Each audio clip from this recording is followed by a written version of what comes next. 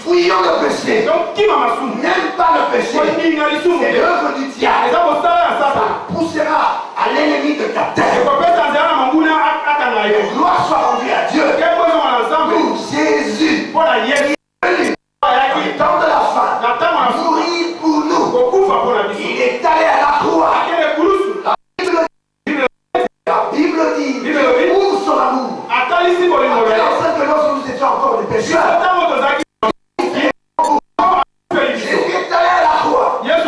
Pour payer le prix de la rédemption. Alléluia. Amen. Quand nous parlons de la rédemption, dans la parole de Dieu, le mot rachat est utilisé quand il s'agit de l'esclavage. Et quand il s'agit de prisonniers. En Israël, on rachetait des esclaves. Il y avait plusieurs modalités de prix. On rachetait des prisonniers. Quand on rachetait quelqu'un, on va payer le prix. Et le prix qu'on paye, on appelle cela la rançon. Sur la croix, il a payé la rançon de son propre sang. Pour la rançon de plusieurs. Il a payé le prix du sang. La Bible dit le châtiment que nous donne la Bible. Il a accepté de mourir pour vous et moi. Lui qui n'a pas péché, lui qui n'a pas commis le péché, il s'est fait pécher. Il s'est fait pécher. Avec en lui, Jésus, nous sommes devenus justice de Dieu. Alléluia. Amen. Si nous voulons voir la grandeur de l'amour de Dieu, la grandeur de la gloire de Dieu, la grandeur de la puissance de Dieu, c'est dans le message de la rédemption. Le message de la rédemption. Le message de la rédemption. C'est-à-dire le travail que Jésus a fait. Jésus a fait un travail de force. Le garçon commence à avoir des remords. Il a dit, mais dans la maison de mon père, il a dit, Père, on a bon nom. Moi aussi, ici, je meurs. Je me lèverai. J'irai vers mon père. Et je lui dirai, papa, j'ai péché contre le ciel et contre toi. Vous savez, la vraie repentance commence par les sentiments de repentance. Le vrai pardon, je vous l'ai dit, commence par le sentiment de repentance. Dieu ne peut jamais te pardonner si tu ne regrettes pas l'acte que tu as posé. Esaïe disait malheur à celui qui appelle le bien mal. Il y a des gens, même quand ils pêchent, ils ne demandent jamais pardon à Dieu. C'est l'ignorance. Parce que quand tu pêches, la première des choses, la communion avec Dieu. La communion est rompue. Alors, qu'est-ce qui se passe? Tu attristes le Saint-Esprit. Le Saint-Esprit est attristé. Quand tu vois, tu poses un acte de péché, il est attristé. Quand tu attristes ton Créateur, Alléluia. Alléluia. C'est pourquoi Jésus a la croix. La première chose, parce que pour racheter l'homme, de la mort, c'était le péché. Parce que la Bible dit le péché, c'est la mort. Alléluia, l'âme qui pêche, c'est celle-là qui. La Bible dit que le péché nous attire vers le bas. L'enfant qui vient de naître, il n'a rien fait. Il n'a jamais commis de péché. Mais il est né avec la nature du péché.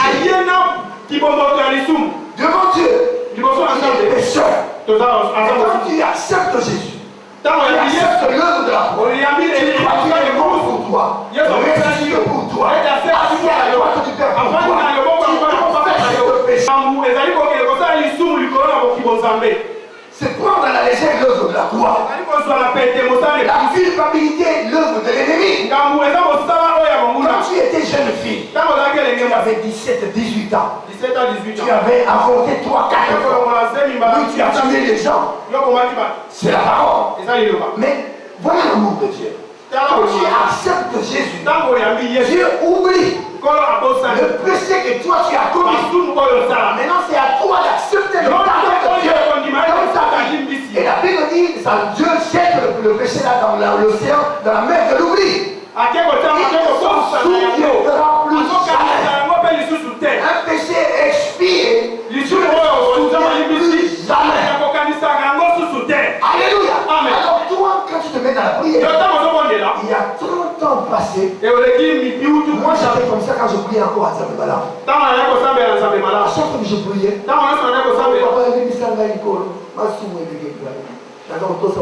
chaque fois je demandais pardon. Il y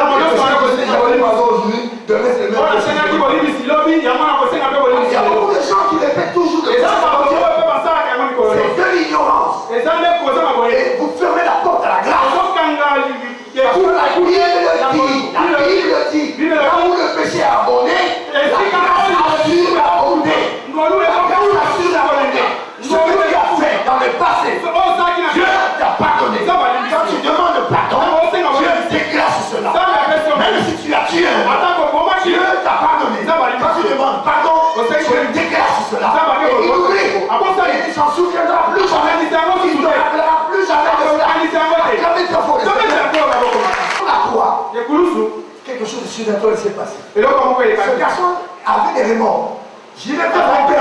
Je vais demander pardon. Je lui disais que j'ai péché contre le ciel. Le garçon a pris route pour aller vers son père. Quand il est arrivé dans la direction de son père l'a vu de loin. Et qu'est-ce qui a poussé le papa de voir de loin? Depuis que le garçon était parti, le papa avait les yeux sur la vie. Alléluia. La Bible dit, Dieu ne souhaite pas la mort du pécheur. Depuis que le péché était là, Dieu regardait dans la rue. Il disait, c'est par miséricorde, c'est par ses compassions. Et quand est-ce que ce garçon va revenir? Et quand le garçon est revenu, le papa se lève de sa chaise. Il se tourne, il couvre le fils, il l'embrassa. Depuis que Dieu a créé les choses de la terre, pour la première fois, Dieu a quitté son trône pour venir sur la terre. C'est en la personne de Jésus-Christ. Alléluia. C'est en la personne de Jésus-Christ. Dieu a quitté son trône, a pris la forme de l'humaine, est venu parmi nous, a été avec nous, et Dieu est avec nous, afin de vivre avec nous, et de montrer l'amour de son Père à cause du péché. Alléluia. Jésus est allé à la croix. Il est allé à la croix. Regarde l'attitude de son Père. La Bible dit son Père a eu compassion. D'abord, compassion. L'amour de Dieu. Quand nous regardons la Bible, la Bible parle de la compassion de Dieu. C'est suivi toujours d'une action de l'esprit. La Bible parle de la femme qui avait le fils unique. Elle allait enterrer son fils. Il y avait le cortège de Jésus qui venait la Jésus, fils unique. La femme aussi avait un fils unique. Et ils se sont croisés. Deux fils uniques. La Bible dit que Jésus a eu compassion de cette femme. De descendre de cette terre. Et il a prié pour l'enfant. Et l'enfant est revenu à la vie. Parce que Jésus avait compassion de cette femme. Il avait eu compassion de cette femme. L'amour de Dieu est réel. Dieu t'aime. Tu ne vis pas à cause des jeux de prière. Tu ne vis pas à cause de ta foi. Moi, je sais. La seule chose qui me soutient, c'est l'amour de Dieu. Et en réponse à son amour, j'exerce ma foi pour montrer que je suis d'accord avec toi. Je suis d'accord avec toi. Et la foi, c'est pour afficher mon accord. Mais Dieu ne fait par son amour. Par la foi. Par son amour. Donne des ordres aux ouvriers. C'est le serment de la richesse. Dans la Bible, ceux qui avaient des esclaves, les ouvriers qui travaillaient pour eux, c'était des hommes riches. Donc, comment que ce papa, c'est l'image de Dieu. Notre Dieu est infiniment riche. Infiniment riche. Rien ne manque à Dieu. Dieu est capable de tout. Sa richesse soit qu'il soit capable de tout. Même si vous êtes une femme de 70 ans, vous avez besoin d'un homme. Dieu est capable de susciter une maintenant qui veut quitter l'Afrique du Sud, de ton âge, qui veut venir ici, pour rencontrer la femme de 70 ans, et ensemble pour se marier. Alléluia. Amen. J'en ai vécu à Paris. À Paris, on avait une femme à l'église. Son nom, c'est Maman Monseka. Je cite le nom parce que c'est un témoignage glorieux. C'est pas bon de citer les noms des gens. C'est une femme âgée qui n'espérait plus avoir de mari. Mais dans la prière, elle disait à Dieu, j'aimerais être à côté d'un homme. Dieu écoute la prière de la foi. Si les gens disent que c'est fini pour toi, elle ne va plus se marier parce que l'âge est avancé. Laissez-moi vous dire, il se trompe. Il se trompe. Personne ne peut mettre un point sur ta vie. Personne. Parce que la dernière parole de ta vie ne se trouve pas dans la bouche des gens, ne se trouve pas dans la bouche des femmes, se trouve dans la bouche de Dieu.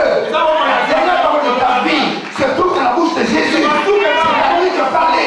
Si Dieu n'a pas encore dit son dernier mot, alors rassure-toi. La grâce est encore là. La grâce est encore là. La grâce est encore là. Pendant que je parle, Jésus est assis à la droite du Père. Nous sommes dans un temps de grâce. Alors tout est possible. Tout est possible à celui qui croit. À une femme d'avoir un bon mari. À un homme d'avoir une femme. À une femme de concevoir. À un homme de prospérer. De voyager. À une maladie de te quitter. À cause de la grâce. Et quand Jésus reviendra, il reviendra. C'est pour emporter l'église. Et alors, le monde qui restera ne vivra pas la grâce. Mais Dieu ne permettra pas que l'église subisse les conséquences graves. C'est pourquoi, à cause de son amour, il veut chercher l'église. D'abord les morts qui seront ressuscités en premier. Ensuite nous, les vivants. Et nous serons transportés dans les airs. À la rencontre du Seigneur. À la rencontre du Seigneur. À la rencontre de la gloire. À la rencontre de la gloire. Ça, c'est la promesse. L'église. Il a entendu dans cette église-là, Dieu fait des choses, Dieu fait des choses. C'est la femme qui lui était là. Comme par hasard, quand chacun venait le dimanche à l'église, dans la chaise où l'homme s'asseyait, la femme était assise à côté. Ils ont pris l'habitude de se saluer vous. Et quand ils se saluent, l'action de était là. L'action de là, ne refusez pas les saluts. Vous ne savez pas qu'est-ce qui peut arriver. Et enfin,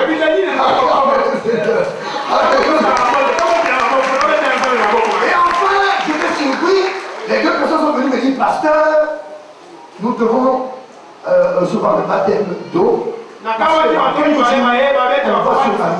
Tout Paris était bouché. Tout Paris était bouché. Cette femme était connue. Cette femme était connue. C'était une grande fête. Quand j'ai célébré le mariage, les gens très avancés. C'est la gloire de Dieu. Rien ne peut arrêter Dieu. Rien ne peut limiter Dieu. Alors, la Bible dit qu'il appelle les choses qui n'existent pas comme si elles étaient. Dieu ressuscite les morts. Et il appelle les choses qui n'existent pas comme si elles étaient. Dieu est capable, avec sa divinité, de créer des circonstances pour que toi tu sois béni. Je vous ai parlé hier. Josué a exercé sa foi. Pour Israël ait la victoire sur l'ennemi. Josué a donné les ordres au soleil de s'arrêter à Caro. Le soleil s'arrêta. À la lune de s'arrêter à Shalom. La lune s'arrêta. Et la Bible dit pendant un jour. Et depuis que Dieu a créé les cieux de la terre, la nature a connu un jour de retard. Alléluia. Et cela a donné la victoire à Israël. Dieu est capable. C'est pourquoi la Bible dit qu'il est le maître des temps et des circonstances. C'est-à-dire Dieu veut préparer les circonstances. Il a maîtrisé les circonstances. Qui peut disposer pour que toi tu sois béni, pour que toi tu sois prospère, que ta vie change. Dieu est capable de susciter les choses pour que tu vois davantage. Alléluia. Tu dois croire cela. Cet homme a dit, tuer le veau gras. Vous savez, tuer le veau gras. Depuis le péché originel, à chaque fois qu'on ont tué la bête, la victime, pour exercer le sacerdoce lévitique, cela annonçait la mort de Jésus. Dieu aime le sang. Le sang, c'est la vie. Le sang, c'est tout ce que Dieu a pu faire. Tout ce que Dieu a pu permettre pour que nous ayons le salut. Dieu a mis l'homme dans le jardin de l'Éden. L'homme et la femme ont péché. Qu'est-ce qui se passe? Dieu va maudire le serpent. Dieu va prononcer des paroles graves. Dieu tue la bête. A pris la peau de la bête. Alors que l'homme et la femme avaient les feuilles de figuier. Quand tu as posé cet acte, c'est un acte prophétique. Qui annonçait la mort de Jésus. Qui annonçait la mort de Jésus. Alors que les Juifs sacrifiaient des victimes. C'était pour annoncer la mort de Jésus. Pour faire voir aux gens que le sang a du travail. Quand Israël s'est retrouvé en Égypte et que Dieu a promis qu'il va tuer tous les premiers-nés, les hommes et même les bêtes, à partir de Pharaon jusqu'au plus faible, de l'échelle de l'homme. Mais Dieu, pour préserver son peuple, a dit à Moïse que dans chaque famille, qu'on tue une victime, qu'on place auprès du sang, qu'on place sur les portaux, les létaux de porte. Quand l'ange destructeur viendra, quand l'ange de Dieu viendra pour le jugement sur le peuple, il verra le sang, il ne tuera pas. Voilà pourquoi Jésus est venu, acceptant de mourir sur la croix. Pour que son sang puisse couler. Il a donné de son propre sang. Il a donné sa vie. Le sang, c'est le symbole de la vie. Israël était protégé par la marque du sang. Il a annoncé la croix et la nouvelle naissance. Quand nous acceptons Jésus, nous avons la couverture du sang de Jésus. Dieu oublie tous nos péchés. Même toutes les conséquences sont effacées. Alléluia. Amen. Tuons le veau gras. Mangeons-le. Mangeons-le. Réjouissons-nous. Réjouissons-nous. Car mon fils qui était mort est revenu à la vie. Il était perdu. Il est revenu. Il y a des gens qui pensent que votre vie est foutue. Il y a des gens qui pensent que vous êtes perdu. Il y a des gens qui pensent que votre vie est foutue. Vous vous accrochez à Dieu. Il se tourne. Il se tourne. Il se tourne. Venez au Seigneur. Venez à la rencontre de la gloire. Venez à la rencontre de la gloire. Tout sera possible. Tout sera possible. Tout sera possible. Parce que vous êtes sous le parapluie protecteur de la grâce. Alléluia. Amen. Et Jésus sur la croix a dit, Père, Papa, pardonne-leur, car ils savent ce qu'ils font. Tout est accompli. Jésus a justifié l'homme. Et par son sang, nous sommes devenus la justice de Dieu. Tu es devenu la justice de Dieu. Le diable ne peut rien contre toi. Tu es la justice de Dieu. La place que le diable a, c'est la place que tu lui donnes. La Bible dit quand on l'a arrêté, il a été flagellé. Il a été flagellé. Il a été flagellé. David a prophétisé au sujet de la flagellation de Jésus. Il a dit mon dos a été lacéré. Les psaumes où David parle, mais il se substitue au Christ. Prophétiquement. Il dit mon dos a été lacéré. La douleur que Jésus-Christ a suivi sur la croix. On a pris une couronne de pile. On a mis sur sa tête. On a mis des clous. On a percé sur ses mains. On a mis des clous. On a percé sur ses pieds. Il a crié fort. Laba Sabachthani. Laba Sabachthani. Mon Dieu. Mon Dieu. Pourquoi m'as-tu? Alléluia. Amen. accompli. Il a rendu l'esprit. Même quand il était mort, le pardon divin n'était pas encore accordé à l'homme. Parce que les Écritures devaient être accomplies à la lettre. Quand il est dit souffre, c'était le travail de la rédemption. La rédemption n'était pas totale. Le pardon n'était pas encore arrivé. Parce que l'homme est sauvé par le pardon divin. Et puis les gens sont venus pour voir. Ils ont regardé le premier. Ils ont constaté qu'il était vraiment mort. Ils ont coupé les jambes. Selon la tradition des anciens. Et arrivé vers Jésus, le soldat n'a rien fait. Il a constaté simplement qu'il était mort. Il est passé de l'autre côté. Pourquoi le soldat n'a pas coupé la jambe de Jésus? C'était pour que la prophétie de Dieu soit accomplie. Si tu étais mort, et la prophétie faite sur lui était resté vivant.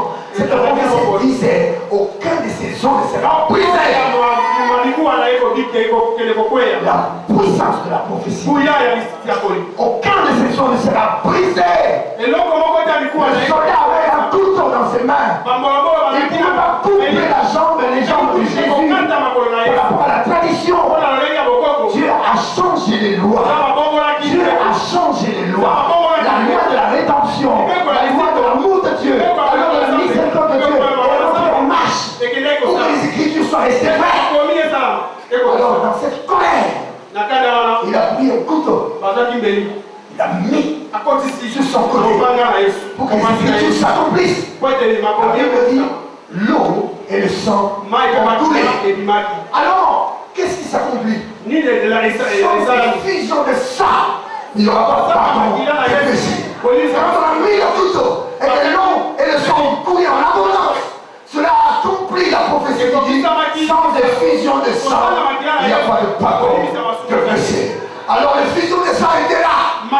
Le sang et l'eau ont coulé du côté de Jésus. Les Écritures étaient accomplies. Alors Paul a compris ces choses.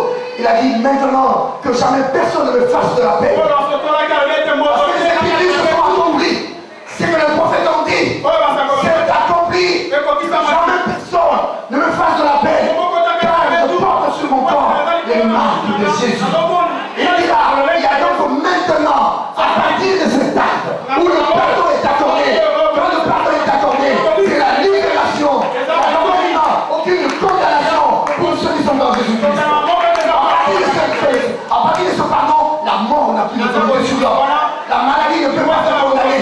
La pauvreté ne peut pas te condamner. La sorcellerie ne peut pas te condamner. Le blocage ne peut pas te condamner. Tu es libre. Voilà pourquoi la Bible dit, si le Fils vous a franchi, vous êtes réellement libre.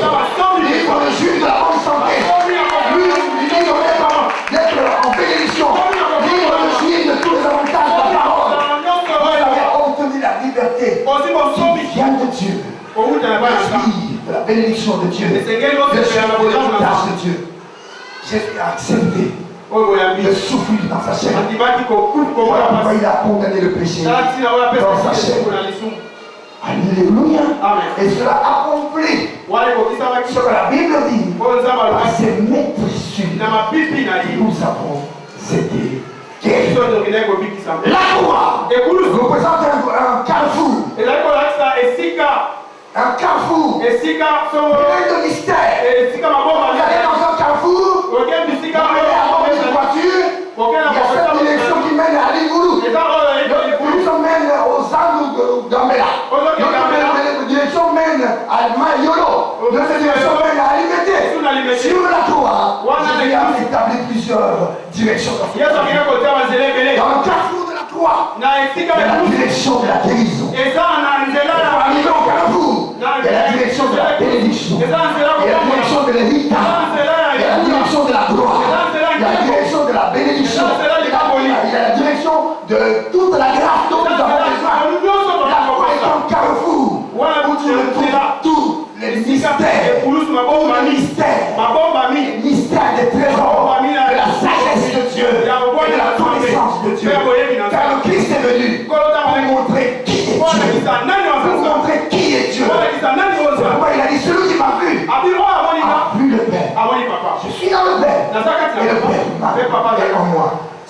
m'a vu a vu le Père. Je suis l'égal du Père. Ce que le Père est capable de faire, je peux le faire. Parce que moi et le Père, nous sommes un.